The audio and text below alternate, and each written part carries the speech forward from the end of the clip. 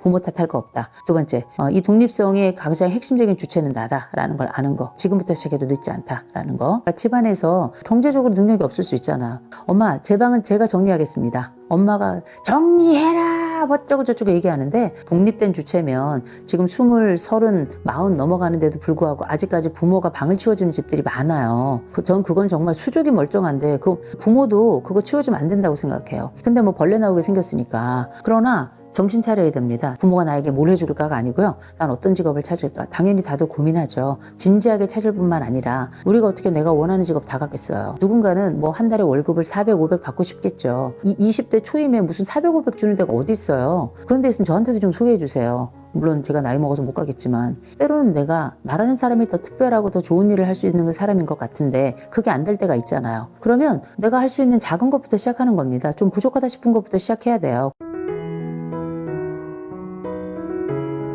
그럼 어떻게 독립성을 확보해야 될 것인가? 이 독립성이라고 하는 건 모든 가족의 숙제이고 모든 가족이 함께 고민해야 될 주제라고 저는 생각을 해요. 더군다나 아이들이 적어지면서 금이야 오기야의 엄마 아버지가 아이를 위해서 전심으로 뛸 뿐만 아니라 모든 것들을 다 해주는 그런 성장 과정을 살았던 세대들이 이제 성인이 되어서 자기의 독립성을 나중에 가서 뭐라 그러냐면 엄마 아빠가 나를 이렇게 키웠잖아요. 이렇게 얘기를 해요. 진짜 전 정말 쓰레기 같은 얘기라고 생각해요. 그게 뭐 하는 짓이에요. 부모들의 잘못이나 부모들의 실수도 있어요. 내가 충분히 받지 못했던 그 사랑과 그 물질적 풍요, 아이를 귀하게 키우고 싶은, 그리고 특별하게 키우고 싶은 그 마음 때문에 이 아이에 대한 경계를 없애버린 건 사실이에요. 독립에 대한 경계를 없앤 거예요, 그건. 우리가 흔히 이제 훈육이라는 걸 이야기할 때는 훈육의 기준이 해야 될 것과 하지 말아야 될 것에 대한 경계, 울타리, 말뚝 이런 표현을 많이 쓰는데, 결국은 우리가 해야 될 것과 하지 말아야 될 것에 대한 경계는 규칙이라고 말할 수 있어요. 이 만든 사람이 되게 중요한 역할을 해요. 이 규칙이 잘 유지될 수 있도록 관리 책임도 가지고 있는 거거든요. 훈육자로 부모가 살아간다는 건 이 아이에게 규칙을 주는 걸로 끝나는 게 아니에요. 거기에 따라서 준수할 수 있도록 뭐 칭찬하기도 하고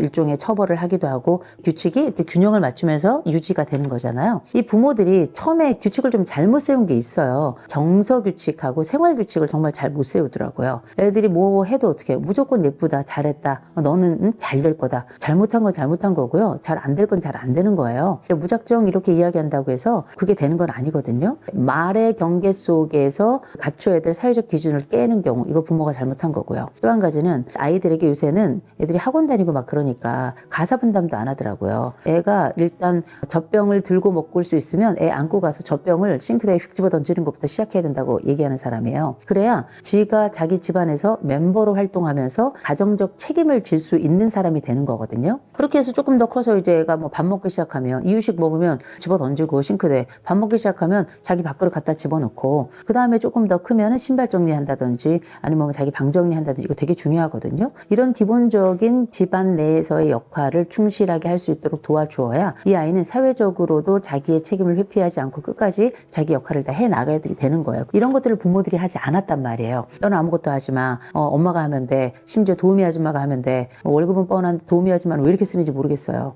어쨌든 그렇게 귀하고 공주같이, 그렇게 왕자같이 나도 그렇게 크고 싶었고 내가 또 그렇게 컸을 수도 있고, 내 아이도 그렇게 키우고 싶고 또 그렇게 키우렸을 수 있어요. 그러면 무슨 일이 생겨나면 공주 왕자 밑에는 왕하고 왕비가 있다고 생각하는데 무수리가 있는 거예요. 그 생각을 하지 못하고 나중에 이 아이들이 자기가 이렇게 애쓰고 힘쓰고 공들여서 키운 것에 대해서 페이백 서비스하지 않는다고 펄펄 뛰는데, 그거 되게 웃긴 일이라고 생각해요. 내가 이렇게 얘 모든 인생을 좌지우지하고 모든 플랜을 다 짰듯이 나머지 생의 플랜까지 짜려고 하는 부모들이 많이 있어요. 이건 굉장히 잘못하는 거죠. 우리가 아이들 키워서 낳아서 그렇게 키운다는 건, 아이가 처음에 태어날 때는 이렇게 손을 오그리고 태어나요. 점점 클수록 이 손을 펼치고, 그리고 이 손을 펼쳐서 엄마 아버지가 이 손을 잡아준단 말이에요. 꽤 오랜 시간 잡아주지만 이 손을 아이가 조금 성장해서 자기 혼자 뛰고 걷고 구부리고 앉고 헤엄치고 매달리고 이렇게 할 시점이 되면 스스로 자기 손을 펼쳐서 친구의 손을 잡는 거예요. 그랬다가 누군가 연인의 손을 잡고 또 배우자의 손을 잡고 그다음 자기 자식의 손을 잡고, 이렇게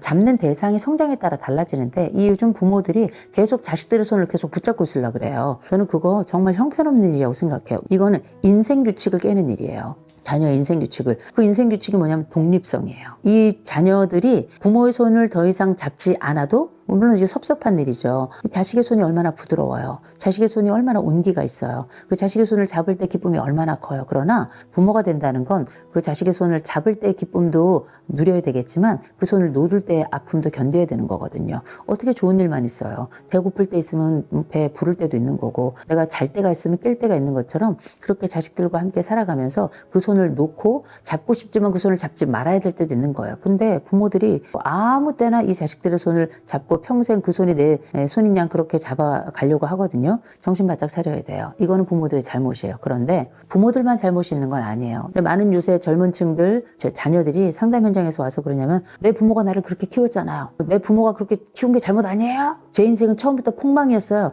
뱃속으로 들어가야 돼요. 이런 얘기 많이 하거든요. 저는 그 친구들에게 이런 얘기합니다. 화낼 수 있다. 부모가 잘못한 부분이 있다. 한동안 그래서 강연하고 이런 분들이 자식들한테 사과해라. 그래서 무릎 꿇고 막 빌고 막 이런 거 했었어요. 전 그거 미친 일이라고 생각해요. 왜냐하면 부모 발을 밟으면 사과해야죠. 부모가 물론 잘못한 부분이 있어요. 그럼 어떻게 해요? 엄마가 이런 과정에 이런 거를 그때 했어야 되는 건데 좀 못한 부분이 있는 것 같아. 지금은 내가 이렇게 교정을 해야 될 것 같아. 이런 얘기는 가능하겠죠. 근데 부모 자식 간에도 위계라는 게 있는 겁니다. 저는 부모는 부모고 자식은 자식이라고 생각해요. 프렌데디, 친구 같은 아버지, 뭐 프렌맘이, 친구 같은 엄마 좋거든요. 내가 할 수 있는 역할 중에 하나를 그렇게 선택하는 거예요. 부모가 위계 없이, 위아래 없이 아이들을 그렇게 경우 없이 키우잖아요. 효 이런 게 문제가 아니고요. 인간이 잘못됩니다. 부모는 부모 역할하고 자식은 자식 역할 하는 거예요. 오래된 영화 중에 권상우하고 김하늘이라는 배우가 과외하는 이런 동갑내기 과외학인가 뭐 그런 게 있었어요. 거기서 김하늘 배우가 하는 얘기가 있습니다. 너는 학생이고 나는 선생이야. 이거 되게 중요한 거예요. 나는 부모고 넌 자식이야. 이걸 선명하게 해야 돼요. 그거 경기 딱 무너지잖아요. 아이들은 성장하기 전부터 부모 머리 위에 올라가서 부모 상투를 잡는 겁니다. 부모가 아이들에게 친절하게 대하는 것과 부모 자식 간의 경계를 깨는 건 다른 일이라고 생각해요. 그러면 나중에 이 아이들이 부모의 삶 속에 함부로 침범해 들어와서 막무가내로 하는 거예요. 그렇게 키우는 건 잘못된 거예요. 부모도 그렇게 잘못하는 바가 있죠. 부모도 뭐 사람인지라 실수할 수도 있고, 아이들에게 이런 얘기를 하면 안 되겠죠. 엄마도 네가 처음이라. 그거 익스큐즈 안 돼요. 애는 더 어려요. 애는 더 어린데 애한테 가가지고 3살, 4살 된 애한테 나도 엄마가 처음이야 하면서 장장 울어요. 어쩌라는 거예요. 그렇잖아요. 좀 별로라고 생각해요. 오죽하면 그랬겠어요. 이해는 가요. 그럼에도 불구하고 우리가 부모가 거룩하고 아름다운 이유는 내가 성장 과정에 별 볼 일 없고 형편없고 무차별적으로 그렇게 때로는 학대까지 받아가면서 그렇게 성장했지만 나는 더 괜찮은 부모가 되려고 애쓰고 힘쓰고 용쓰고 하는 거 있잖아요. 그런 노력이 있기 때문에 아름다운 거거든요. 그러나 거기에 규칙이 없는 건 아니다. 원칙이 없는 건 아니다. 깨서는 안 될 것도 있다 라고 말씀을 드리는 거예요. 이런 게 지켜져야 아이들의 독립성도 사실 보장이 되는 건데, 이미 어떻게 벌써 컸는데 그렇잖아요. 그리고 부모가 막 나를 막 침범해. 그런데 내가 부모가 나를 침범한다는 건 좋은 것도 있고 싫은 것도 있어요. 왜냐면 다 해주니까 완전 편하거든요. 인간은 다 커가지고 내 맘대로 하고 싶은데 그냥 공주처럼 입혀놓고 25, 35 이렇게 됐는데 공주처럼 입혀놓고, 아니 왕자처럼 옆에 딱 칼차게 하고 난 다음에 가만히 앉아있어 생각하는 의자인가요? 그렇게 인간이 있을 수가 없어요. 나는 성인이 되었으니 공주 옷은 입을 수 없는 거예요. 왕자 옷은 입을 수 없는 거예요. 내가 이제 성인으로서 사이즈도 달라지고 옷의 양태도 달라지는 거예요. 왜냐면 옷은 사회적 언어니까 내가 사회적 역할을 하는 것에 따라서 내 옷을 선택하고 그렇게 입고 그대로 대접받는 거 아니겠습니까? 자식도 자기 역할을 하고 자기가 선택해야 되는 역할을 가지고 있는 거라는 거예요.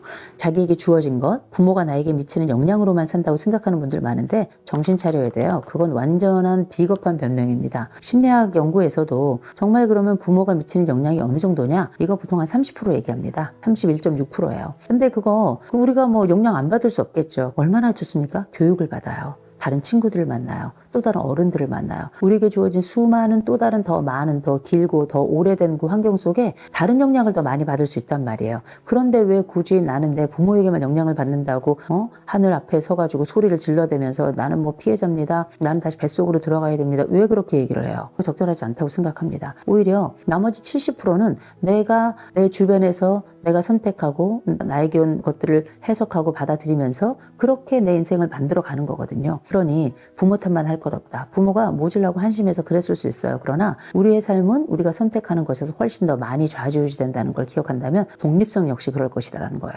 사람은 살아가면서 전 이렇게 커야 된다라고 하는 부분, 곧 아이는 이렇게 키우는 게 맞습니다라고 얘기할 때 제가 부모 교육할 때 하는 얘기가 있어요. 인간은 독립적이고 민주적인 시민으로 아이들을 키워야 된다라고 저는 얘기합니다. 그중에 진짜 중요한 것 중에 하나가 이제 독립성이에요. 독립성이라는 게 뭐냐면 내가 내 일을 알아서 척척 해내고 동시에 내가 할 수 없는 것들은 도움을 청할 줄도 아는 용기. 전 이게 독립성이라고 생각해요. 나 혼자 다 할 수 있어. 아니면 난 못해. 이런 게 아니고 내가 할 수 없는 것에 대해서도 도움을 청해야 된다는 거죠. 전 그거 되게 중요하다고 생각하거든요. 이런 요소들을 갖추도록 성장시키는 게 독립성이고, 민주성이라는 거는 뭐 거칠게 말하자면 나의 책임과 권리와 의무 알고 이거 남이 함부로 침탈하지 못하게 지켜내고 다른 사람들이 가지고 있는 책임과 의무와 권리도 내가 보존할 수 있는 능력이 있는 거. 성숙한 민주주의 사회에서 살아가는 사람 아니겠습니까? 시민이라고 얘기했는데 시민성이라고 하는 건 공동체성이에요. 내가 공동체 안에서 한나의 그냥 작은 멤버로 지낼 수도 있지만 내가 리더로서의 역량도 가지고 있는 거예요. 그래서 사회적 책무감을 갖는 게 굉장히 중요한 겁니다. 그게 이제 시민성의 가장 중요한 핵심이거든요. 그럼 집안 안에서는 뭘 해야 되냐? 물론 가정 내에서도 이런 각각의 요소들이 이렇게 스미도록 키워나가는 게 되게 중요하지만 독립성이 되게 중요해요. 독립성은 물론 부모가 제공해야 될 부분도 있어요. 의무적으로 부과해야 될 것도 있고 책임을 다하도록 해야 될 것도 있고 그런 게 있는데 그거 부모가 못 가르쳤어도 내가 사회 이제 생활 쫙 하잖아요. 해보면 알잖아. 내가 이런 부분은 부족하고 이런 부분은 내가 좀 탁월한 부분이 있구나. 내가 할 수 있는 부분이 있고 협력해야 되는 부분이 있구나. 우리가 왜 유치원도 그렇고 초중 고등학교 대학교 가서도 다 뭐냐면 팀워크를 발휘할 수 있도록 이렇게 하나의 팀을 해서 팀플 같은 거 하잖아요. 이거는 아주 애들 어려서부터 같이 하는 거거든요. 이게 사회적으로 내가 너 혼자 집에서 성장한 아이인 거 알지만 같이 협력해가지고 우린 더 좋고 멋진 것들을 이룰 수 있고 심지어 협력해야지만 할 수 있는 것들이 있어라는 걸 알려주는 거거든요. 그렇게 우리는 어린이집 유치원 다니고 바깥에 나가서 놀이할 때도 혼자 하는 놀이도 있지만 같이 하는 놀이들도 함께 하면서 그렇게 성장했잖아요. 그 놀이 과정 그리고 유치원, 어린이집, 초, 중, 고, 대 직장 다니면서도 다 우리는 따로 또가치를 다 배운 사람들이에요. 사회적 환경을 통해서 우리의 성장에 연합하는 능력이 얼마나 중요한지를 보여주는 거거든요. 그때 우리는 배웠어요. 나 이거 잘 못하겠어. 그럼 다른 친구 야 내가 도와줄게. 이런 것도 있고 내가 좀 못했어. 그때 다른 애가 너 왜 그랬어? 이렇게 하면 욕도 먹고 이게 뭐냐면 다른 사람과 함께 살아가는 여러 희노애락을 경험하는 과정이거든요. 독립성이라는 걸 어떻게 키우냐 물어보셨잖아요. 제일 먼저 이 독립성은 부모에게서만 발현되는 게 아니라는 걸 알고 있는 거 되게 중요해요. 그러니 부모 탓할 거 없다. 두 번째, 이 독립성의 가장 핵심적인 주체는 나다라는 걸 아는 거. 지금부터 시작해도 늦지 않다라는 거. 세 번째로는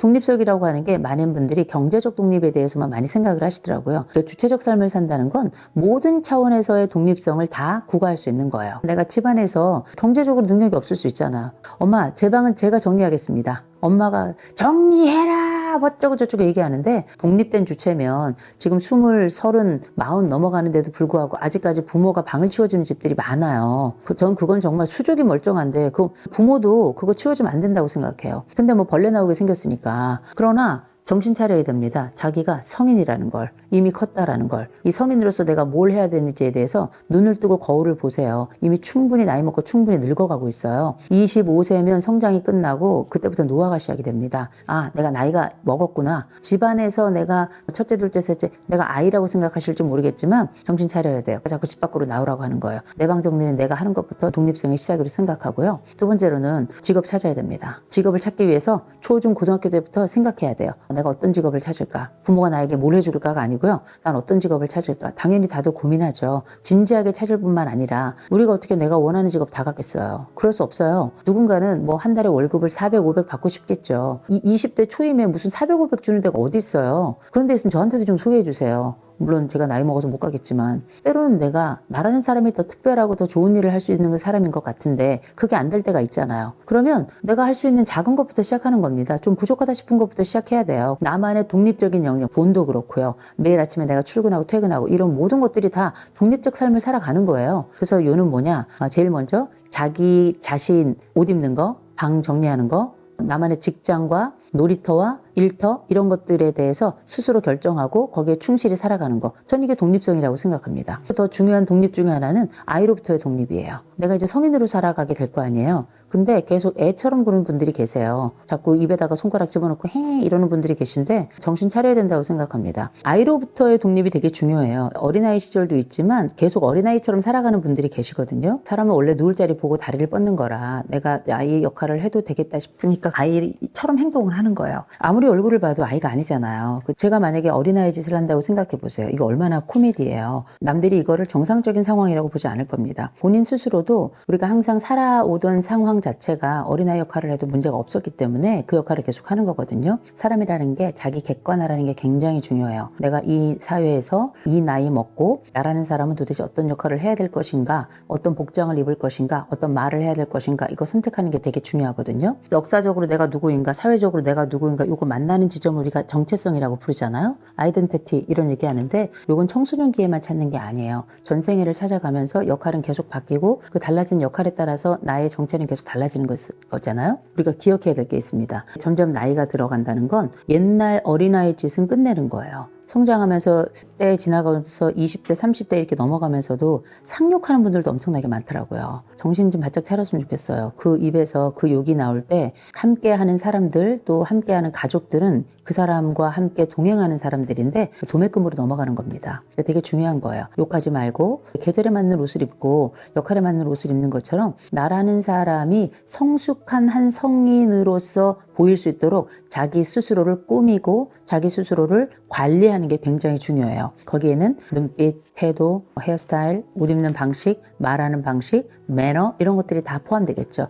당연히 뭐 내가 갖춰야 될 일의 능력이나 이런 것들도 당연히 들어가는 거고요. 어린아이로 살아가는 게 아니라 독립된 나로 살아가는 거예요. 그러면 양복을 입어야 됩니까? 양장을 입어야 그런 게 아니죠. 스스로 자기 안쪽에 내가 나이 먹어가고 있고 과거 어린 시절 내가 아니라 이제 사회적인 인간으로서 존재한다는 거를 인식해야 된다는 거예요. 그걸 제가 객관화라고 부른 거예요. 객관적으로 자기를 이렇게 내려다보면 자기를 애처럼 보는 사람도 있어요. 자기를 큰 성인으로 보는 사람도 있고 사람마다 다른데 분명한 건 나이는 우리에게 늘 절대값이고 이 절대값에 대해서 사회는 값을 치르라고 얘기한다는 겁니다. 독립성에 관련된 얘기라는 거죠. 스스로 자기의 어린 시절 그리고 유치한 시절 때로는 어리석다 말할 수 있었던 그 시절에서 벗어나려고 하고 더 나은 지점을 찾아가려고 하는 그 노력 자체가 저는 독립성이라고 봅니다.